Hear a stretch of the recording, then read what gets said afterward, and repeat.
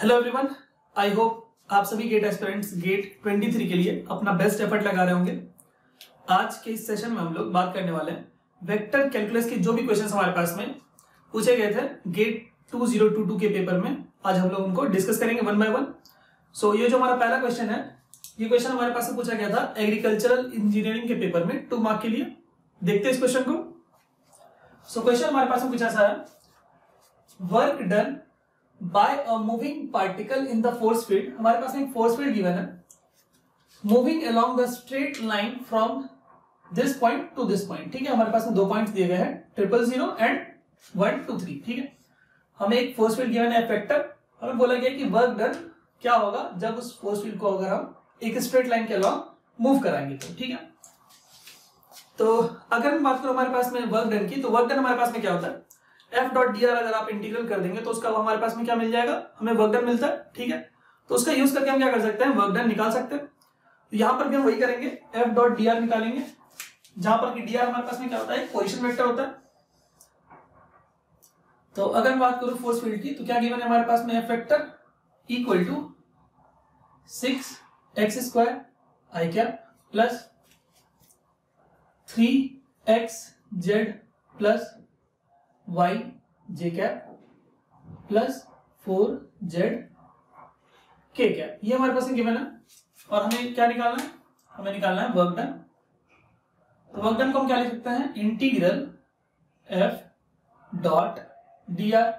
ठीक है, f हमारे पास में क्या है, f वेक्टर हमारे पास में गिवन है, dr हमारे पास में क्या होता है, पोजीशन वेक्टर होता है, जिसको अपन क्या लिखते हैं, dr वेक्टर को आप क्या लिख सकते हो, dx i cap plus dy j cap plus dz k cap, ये आप लिख सकते हैं।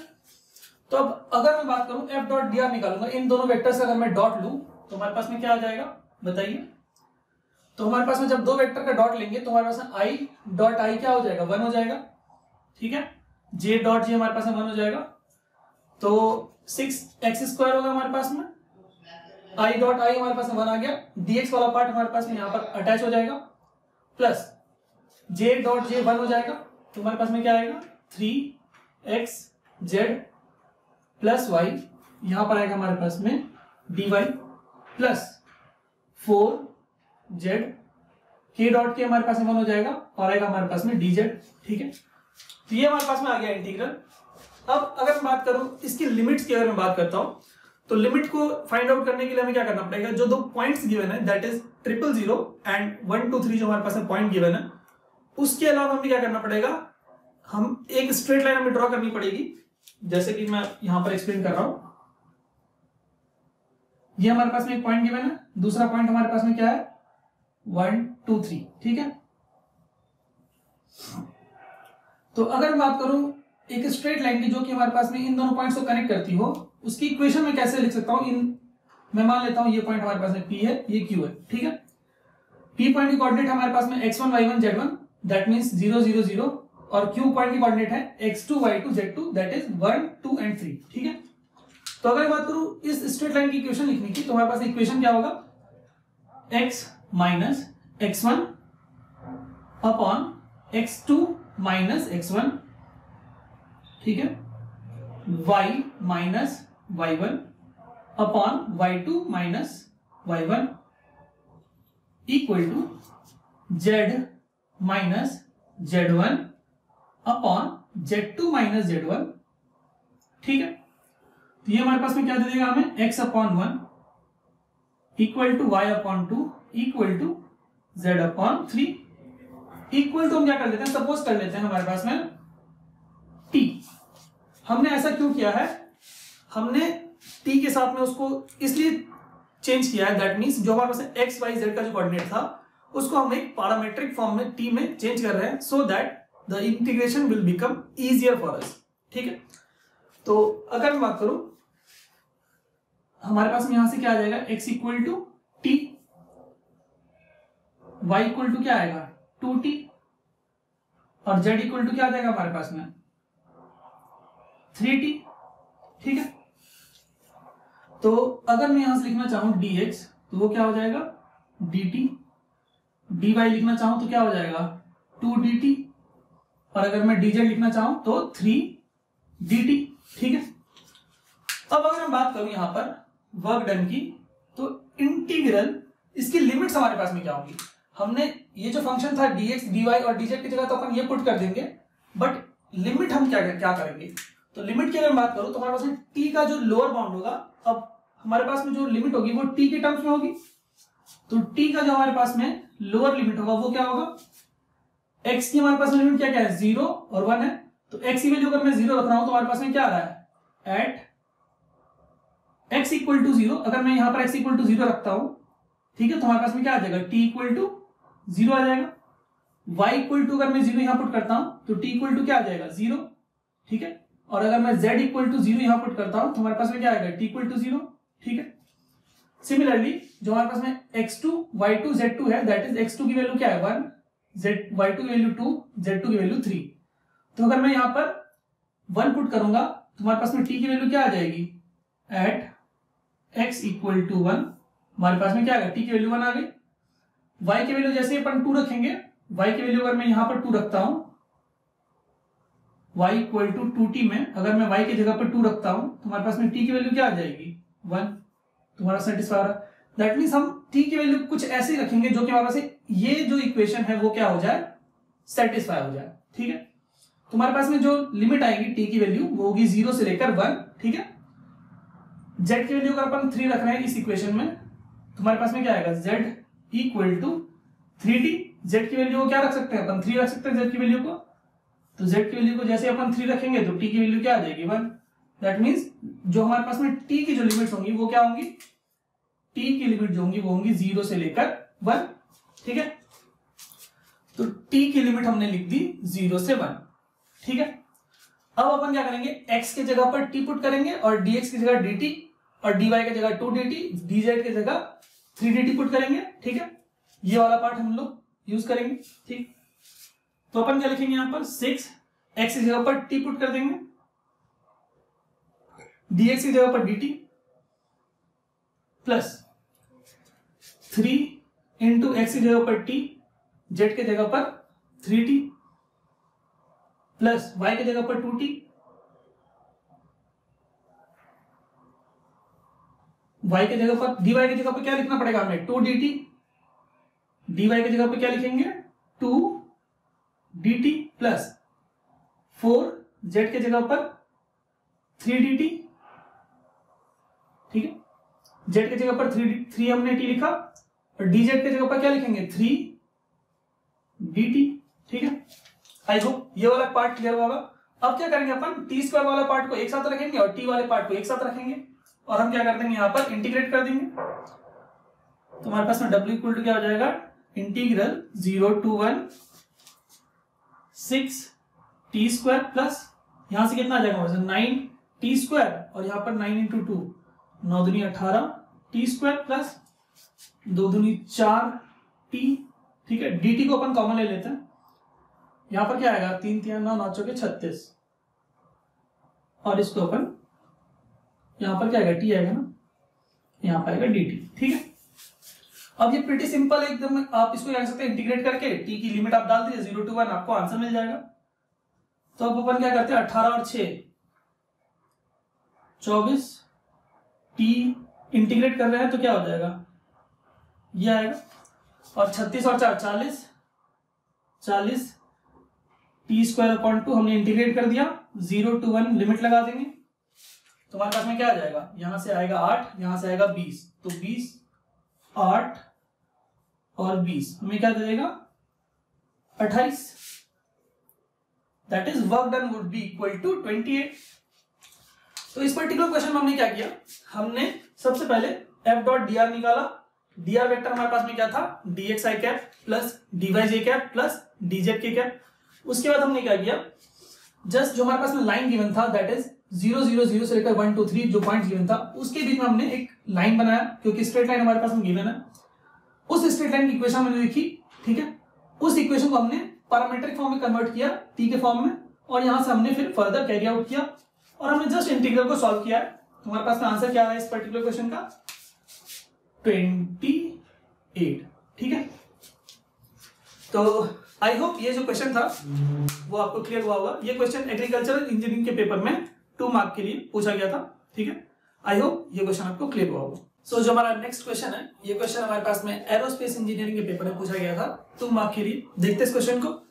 क्वेश्चन हमारे पास में कुछ ऐसा है, हमारे पास में एक वेक्टर दिया गया है x cube i cap y cube j cap plus z cube k cap is a vector field where i j k are the base vectors of a Cartesian system. हमारे पास में कार्टेशियन सिस्टम में क्या दिया गया है, एक vector field given है v vector. Using Gauss divergence theorem the value of the outward flux of the vector field over the surface of the sphere।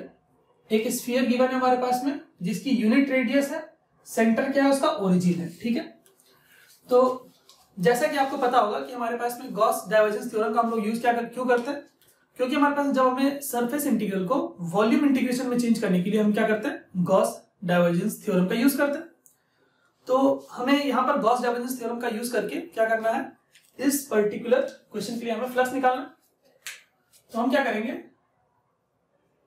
हम गॉस डाइवर्जेंस थ्योरम का यूज करेंगे। गॉस डाइवर्जेंस थ्योरम क्या करता है, हमें surface integral को double integral F vector dot N cap DS equal to होता है हमारे पास में triple integration, that is volume integral divergence of F, और यहां पर होगा हमारे पास में क्या, dx dy dz, या फिर आप इसको dv भी लिख सकते हो, वॉल्यूम dv। ठीक है, तो ये हमारे पास में surface integral to volume integration होता है हमारे पास में, सरफेस टू वॉल्यूम। ठीक है, तो यहां पर हमारे पास में क्या गिवन है, एक स्फीयर गिवन है। तो स्फीयर हमारे पास में क्या होगा, स्फीयर की इक्वेशन क्या होती है हमारे पास में, X square plus Y square plus Z square equal to A square, जो कि हमारे पास रेडियस है उसका। तो रेडियस हमारे पास में यहाँ पर क्या है, 1 है।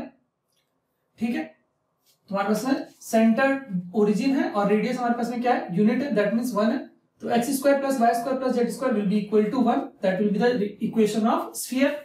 ठीक है, तो हमें यहाँ पर क्या करना पड़ेगा, डाइवर्जेंस निकालना पड़ेगा, जो हमारे पास में यहाँ पर वी वेक्टर दिया गया है। तो हम यहाँ पर एफ वेक्टर की जगह पर वी वेक्टर लिख देते हैं, कोई दिक्कत नहीं है उससे।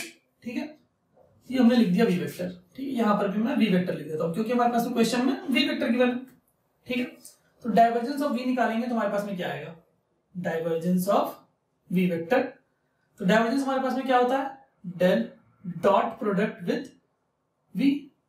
डेल हमारे पास में क्या होता है, डेल ऑपरेटर, डो upon dough X I cap plus dough upon dough Y J cap plus dough upon dough Z K cap. ये होगा डॉट प्रोडक्ट किसके साथ लेना है, जो वेक्टर है हमारे पास में, क्या वेक्टर गिवन है, V vector X cube I cap plus Y cube J cap plus Z cube K cap. ठीक है, तो कैसे आप क्या करेंगे, हम डिफरेंशिएट करेंगे, that means do upon dough X निकालेंगे एक्स क्यूब का, और आई डॉट आई क्या हो जाएगा, 1। ठीक है, तो डो अपॉन डो एक्स निकालेंगे एक्स क्यूब का, दैट इज पार्शियली डिफरेंशिएट करेंगे एक्स के रिस्पेक्ट में। एक्स क्यूब को तो क्या आएगा, 3x स्क्वायर आएगा, आई डॉट आई 1 हो गया, plus dough upon dough y of y cube क्या करे आएगा हमारे पास में, वाई क्यूब को पार्शियली डिफरेंशिएट करेंगे वाई के रिस्पेक्ट में, तो क्या आएगा 3y square, J dot J 1 हो जाएगा, plus dough upon dough z करेंगे जेड क्यूब का, तो क्या आएगा हमारे पास में 3z स्क्वायर आएगा। ठीक है, k डॉट k 1 हो जाएगा। ठीक है, तो ये हमारे पास में आ गया डाइवर्जेंस ऑफ वी वेक्टर। ठीक है, तो अब हमें क्या करना पड़ेगा, इस डाइवर्जेंस की वैल्यू को यहां पुट करना पड़ेगा और इंटीग्रेशन परफॉर्म करना पड़ेगा ओवर द वॉल्यूम स्फीयर के अराउंड। ठीक है, तो क्या करेंगे अपन, यहां पर लिखेंगे ट्रिपल इंटीग्रेशन, ये वाला पार्ट हमें सॉल्व करना है, triple integration divergence of v dx dy dz over the volume v। Divergence of v क्या है हमारे पास में, 3 को अपन बाहर रख देते हैं, 3 को यहां से अगर कॉमन ले लें तो हमारे पास में यहां क्या बचेगा, x square plus Y square plus Z square dx dy dz, यही हमें करना है। ठीक है, बट यहां पर हमारे पास में सारी चीजें क्या है, कार्टेशियन फॉर्म में है और हमारे पास में स्फीयर गिवन है। ठीक है, तो हम यहां पर क्या कर सकते हैं, कार्टेशियन फॉर्म को क्या कर सकते हैं अपन, स्फेरिकल कोऑर्डिनेट में चेंज कर सकते हैं। Cartesian system to spherical system हमारे पास में अगर हम चेंज कर दे तो हमारे पास में जो चीजें होंगी वो क्या हो जाएंगी, और सिंप्लीफाइड हो जाएंगी। तो हम यहाँ पर क्या करेंगे, Cartesian system to spherical system अपन चेंज कर देंगे, उसके बाद अपन इंटीग्रेशन परफॉर्म कर देंगे।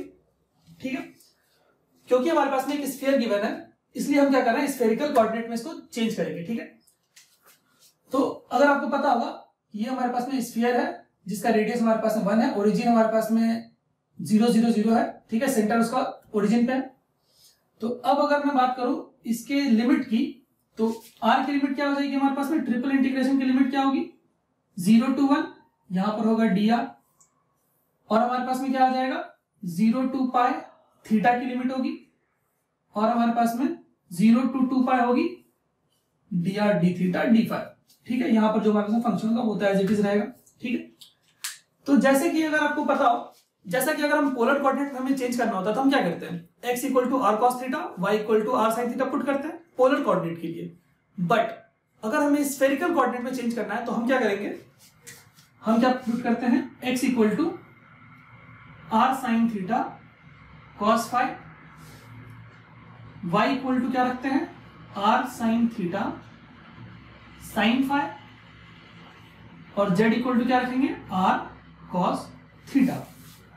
ये अपन क्या करेंगे, x इक्वल टू ये पुट करेंगे, y equal to this put करेंगे, और z इक्वल टू अगर अपन ये पुट करेंगे तो हमारे पास में क्या होगा, जो कार्टेशियन कोऑर्डिनेट है वो स्फेरिकल कोऑर्डिनेट में चेंज हो जाएगा, और लिमिट्स की जो हमारे पास वैल्यू होंगी वो r की वैल्यू 0 to 1 होंगी, क्योंकि रेडियस हमारे पास में 0 से 1 है, और कार्टेशियन टू अपन जा रहे हैं स्फेरिकल कोऑर्डिनेट में, और हमारे पास में एक स्फीयर गिवन है, तो स्टैंडर्ड उसके पास में होता है हमारे पास में, उसकी जो थीटा की जो लिमिट होती है वो 0 से पाई होती है, और डी फाई की लिमिट हमारे पास में क्या हो जाएगी, 0 से 2 पाई। ये हमारे पास में स्टैंडर्ड प्रोसीजर है जिसके थ्रू हम क्या करते हैं, कार्टेशियन फॉर्म से हमारे पास में क्या करते हैं, स्फेरिकल फॉर्म में हम जाते हैं। ठीक है, तो सेम चीज हम यहां पर करेंगे, 3 इंटू हमारे पास में यहां पर क्या आएगा, x square plus Y square plus Z square की हमारे पास में क्या आ जाएगी वैल्यू, हमारे पास में आ जाएगी वैल्यू आर स्क्वायर, जो कि हमारे पास में ए स्क्वायर है, तो हमारे पास में 1 हो जाता, बट हम यहाँ आर स्क्वायर लिख दे रहे हैं। ठीक है, इनटू हमारे पास में dx dy dz की जगह पर क्या आ जाएगा हमारे पास में, r raise to the power क्या आ जाएगा हमारे पास में, आर स्क्वायर साइन थीटा। ठीक है, और यहां पर आएगा हमारे पास में dr d theta d phi, ये आएगा हमारे पास में। ठीक है, तो अब अगर हम यहां से r की जो लिमिट है वो 0 से 1 होगी, थीटा की लिमिट हमारे पास में 0 से पाई होगी, और हमारे पास में डी फाई की लिमिट हो जाएगी 0 से 2 पाई। ठीक है, अब अगर इसको मैं इंटीग्रेट कर दूं तो हमारे पास में क्या आएगा, 3 इंटू, सबसे पहले हम r के टर्म में करेंगे क्योंकि सबसे पहले मैंने r की लिमिट रखी है, तो आर स्क्वायर, और हमारे पास में यहां पर क्या आ जाएगा, तो r को अगर मैं इंटीग्रेट करूं, r raise to the power 4 को अगर इंटीग्रेट करूंगा तो क्या आएगा, r raise to the power 5/5, और r की लिमिट हमारे पास में क्या है, 0 से 1, क्योंकि रेडियस हमारे पास में क्या है, 0 1 है।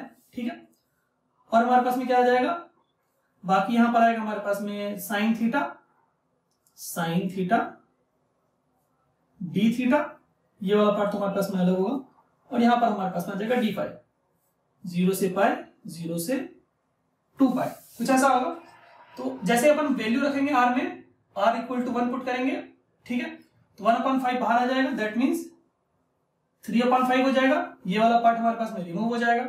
ठीक है, तो हो जाएगा हमारे पास में ऐसा आ जाएगा। ठीक है, तो अब हमारे पास में 3/5 आ गया, इनटू साइन थीटा का इंटीग्रेशन करेंगे तो क्या आएगा हमारे पास में, साइन थीटा का integration minus of cos theta आ जाएगा, उसमें अपन वैल्यू रखेंगे 0 से पाई, 0 से पाई रखना है, 0 से पाई, और यहां पर इंटीग्रल क्या बचेगा हमारे पास में, 0 से 2 पाई ऑफ डी फाई। ठीक है, तो ये हमारे पास में क्या दे देगा हमें, 3/5, कॉस पाई होता है हमारे पास -1, और कॉस 0 होता है 1, दैट मीन्स 1 + 1 2 हो जाएगा, तो ये 2 बाहर आ गया।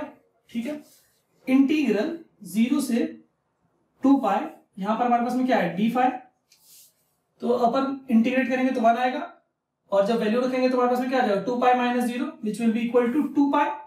ठीक है, तो यहां से हमारे पास में आ जाएगा 3/5 इंटू 2 पाई, ये आएगा।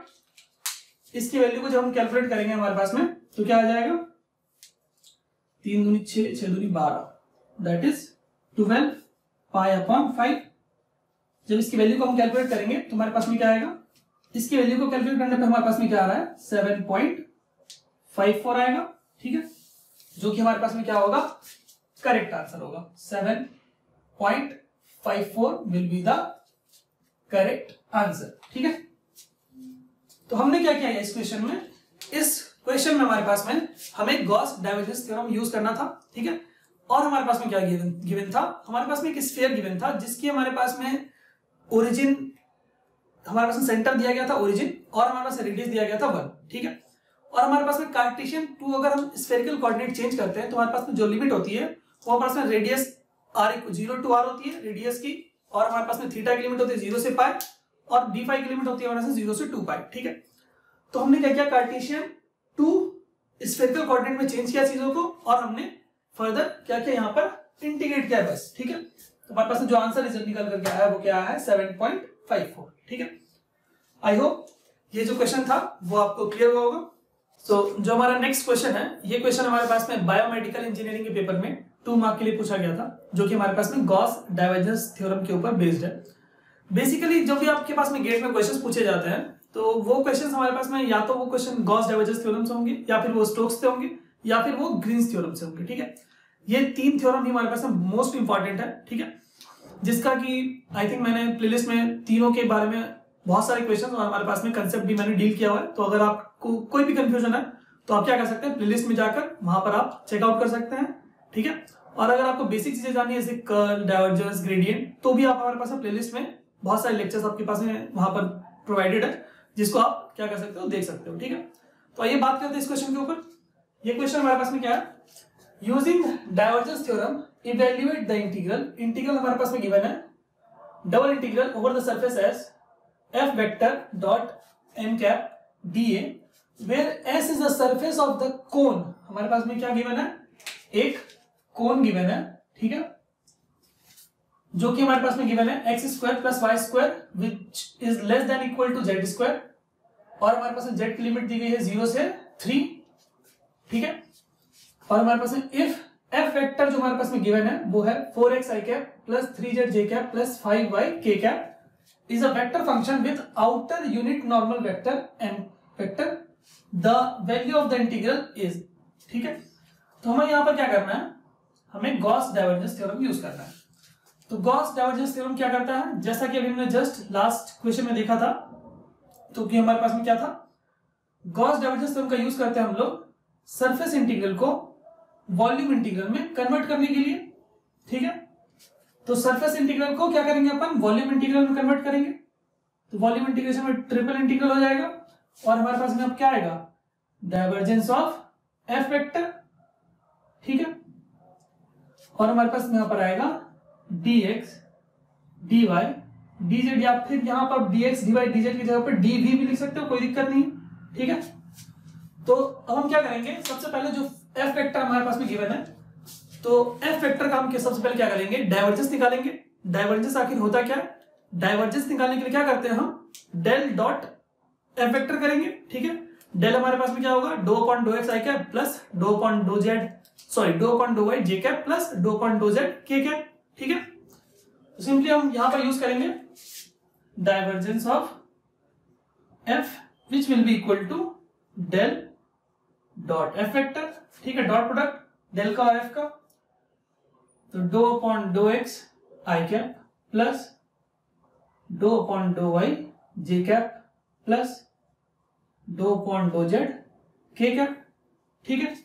Dot product with F vector क्या गिवन है, 4x I cap plus 3z J cap plus 5y K cap, ठीक है। अब आप मुझे बताइए कि जब हम यहां पर डिफरेंशिएट करेंगे 4x को x के रिस्पेक्ट में डिफरेंशिएट करेंगे, क्या आएगा, 4i डॉट i क्या हो जाएगा 1, ठीक है, plus dough upon dough y of 3z। 3z को अगर अपन y के रिस्पेक्ट में डिफरेंशिएट करेंगे पार्शियली तो क्या आएगा 0, क्योंकि हमारे पास में यहां पर y का कोई टर्म नहीं है, ठीक है। 3z को हमने क्या किया, डिफरेंशिएट किया पार्शियली y के रिस्पेक्ट में, तो क्या आएगा 0, ठीक है। उसके बाद हम क्या करेंगे, doe upon dough z of 5y को अगर अपन डिफरेंशिएट करेंगे partially with respect to z तुम्हारे पास में क्या आएगा 0, क्योंकि हमारे पास में यहाँ पर z का कोई भी टर्म नहीं है। ठीक है, तो ये हमें क्या दे देगा, ये हमारे पास में दे देगा हमें 4, that is divergence of f vector will be equal to 4। तो हमें ये वाली इंटीग्रल सॉल्व करनी थी, तो उसको हम यहां लिख देते हैं ट्रिपल इंटीग्रल। ठीक है, डाइवर्जेंस ऑफ f की जगह पे क्या लिख देंगे अपन, 4 रख देंगे। ठीक है, तो 4 और हमारे पास dx dy dz की जगह पे क्या लिख सकते हैं, dv लिख सकते हैं। ठीक है, तो अब अपन इसको इवेल्युएट करना है, क्या करना पड़ेगा हमें, 4 को बाहर लेके जाते हैं, 4 ट्रिपल इंटीग्रल dv, और जो हमारे पास सरफेस गिवन है वो क्या है, सरफेस जो गिवन है वो क्या है, कोन है। ठीक है, तो अगर आपको थोड़ा भी आइडिया होगा तो हमारे पास में कोन कैसा होता है, कुछ ऐसा होता है। ठीक है, कुछ ऐसा होता है जहां पर कि हमारे पास में ये हमारे पास में उसकी हाइट होती है, ये हमारे पास में उसका रेडियस होता है। तो इस पर्टिकुलर केस में हमारे पास में देखिए सरफेस जो गिवन है वो क्या गिवन है, सरफेस गिवन है x square plus Y square which will be equal to less than equal to z, और हमारे पास में एक इक्वेशन गिवन है z की वैल्यू 0 से 3 है। तो हमारे पास जो हाइट होगी वो तो हमारे पास में क्या हो जाएगी, 3 हो जाएगी। ठीक है, height will be equal to 3 और radius will be equal to 3, क्यों, क्योंकि x square plus Y square will be equal to z, यहाँ पर इक्वल टू का साइन है और जेड की वैल्यू क्या है 3, तो अपन रेडियस क्या लिख देंगे 3 और हाइट हमारे पास में क्या हो जाएगी 3। तो अगर आपको पता हो कि कोन का हमारे पास में क्या होता है, वॉल्यूम क्या होता है कोन का, 1/3 पाई आर स्क्वायर इंटू एच। ठीक है, तो 4/3 इंटू पाई इंटू आर की जगह पर क्या पुट करेंगे 3, तो 3 का स्क्वायर इंटू एच, एच की जगह पर 3 पुट कर देंगे। तो ये हमें क्या दे देगा, हमें दे देगा answer as, so the value of this 4/3 into pi की जगह पर 3.14 रखेंगे हम, तो हमारे पास में आ जाएगा 113.11। ठीक है, हमारे पास वैल्यू क्या आ जाएगी 113.11। ठीक है, तो हमारे पास में जो करेक्ट आंसर होगा वो होगा 113.11, this will be the correct answer. ठीक है, हमने क्या किया, यहां पर ट्रिपल इंटीग्रल था जो कि सरफेस क्या गिवन था हमारे पास कोन, तो कोन का हमारे पास वॉल्यूम क्या होता है, कोन का हमारे पास वॉल्यूम होता है पाई आर स्क्वायर एच अपॉन 3, जहां पर कि आर हमारे पास में 3 है और एच हमारे पास में क्या है 3 है। तो इस पर्टिकुलर क्वेश्चन के थ्रू हमने क्या किया, गॉस डाइवर्जेंस थ्योरम का यूज करके हमने क्या किया, हमने उसकी वैल्यू निकाली है ट्रिपल इंटीग्रल की, जहां पर कि हमारे सरफेस क्या गिवन था, एक कोन था, और कोन का हमें पता है कि कोन का हमारे साथ वॉल्यूम क्या होता है पाई स्क्वायर एच अपॉन 3। ठीक है, आई होप ये क्वेश्चन आपको क्लियर हुआ होगा। जो हमारा नेक्स्ट क्वेश्चन है, ये क्वेश्चन हमारे पास में केमिकल इंजीनियरिंग के पेपर में 2 मार्क के लिए अपीयर हुआ था। देखते हैं इस क्वेश्चन को। क्वेश्चन हमारे पास में कुछ ऐसा है, consider a sphere of radius 4। हमारे पास में क्या गिवन है, एक स्फीयर गिवन है जिसकी रेडियस 4 है, सेंटर्ड एट द ओरिजिन, उसका सेंटर क्या है ओरिजिन पे है और उसकी रेडियस क्या है 4 है, स्फीयर गिवन है। ठीक है, with outward unit normal n cap on its surface s, the value of the surface integral this n cap d is what. तो इस पर्टिकुलर क्वेश्चन में हमारे पास क्या गिवन है, एक हमारे पास में स्फीयर गिवन है जिसका रेडियस क्या है 4 है और उसका सेंटर क्या है हमारे पास में ओरिजिन पर है। ठीक है, और हमसे पूछा गया है कि उसकी सरफेस इंटीग्रल की वैल्यू क्या होगी। तो जैसा कि अभी हमने जस्ट लास्ट क्वेश्चन में देखा था कि हमारे पास में सरफेस इंटीग्रल की वैल्यू को निकालने के लिए हम क्या करते हैं, surface integral that is f vector dot N cap d a, या फिर आप यहां पे डीएस भी लिख सकते हो, कोई दिक्कत नहीं है। ठीक है, ये हमारे पास में सरफेस इंटीग्रल है, इसकी वैल्यू को निकालने के लिए हम क्या करते हैं, हम ये यूज कर सकते हैं, that is Gauss divergence theorem का यूज कर सकते हैं। ट्रिपल इंटीग्रल हमारे पास में यहां क्या होगा, एफ वेक्टर डॉट, सॉरी हमारे पास में यहां पर आएगा डाइवर्जेंस आएगा ना, डाइवर्जेंस ऑफ एफ, यहां पर आएगा हमारे पास में डाइवर्जेंस ऑफ एफ। ठीक है, और यहां पर आएगा हमारे पास में d x d y d z, या फिर आप यहां पर डी वी भी लिख सकते हो, कोई दिक्कत नहीं है।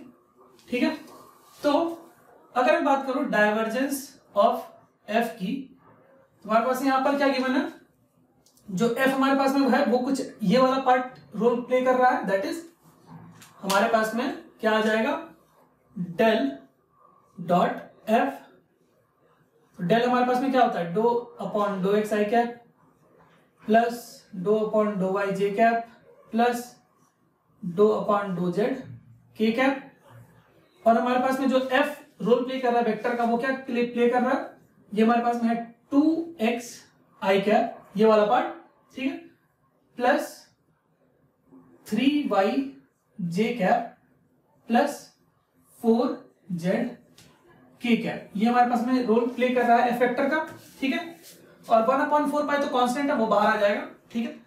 जब हम इसका डेल डॉट एफ निकालेंगे, दैट मीन्स हमारे पास में जब डेल ऑपरेटर एफ वेक्टर पे अगर हम लगाएंगे तो क्या आएगा हमारे पास में, dough upon dough x, 2x को अगर एक्स रिस्पेक्ट में पार्शियली डिफरेंशिएट करेंगे तो क्या आएगा, 2i डॉट आई 1 हो जाएगा plus dough upon dough y of 3y, that is 3y को पार्शियली डिफरेंशिएट करेंगे y के रिस्पेक्ट में क्या आएगा 3, और j डॉट j 1 हो जाएगा, ठीक है।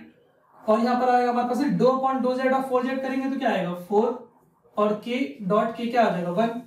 सो this will be equal to 4 3 7 और 2 9, ठीक है। यह आएगा हमारे पास में डाइवर्जेंस की value, divergence of F vector.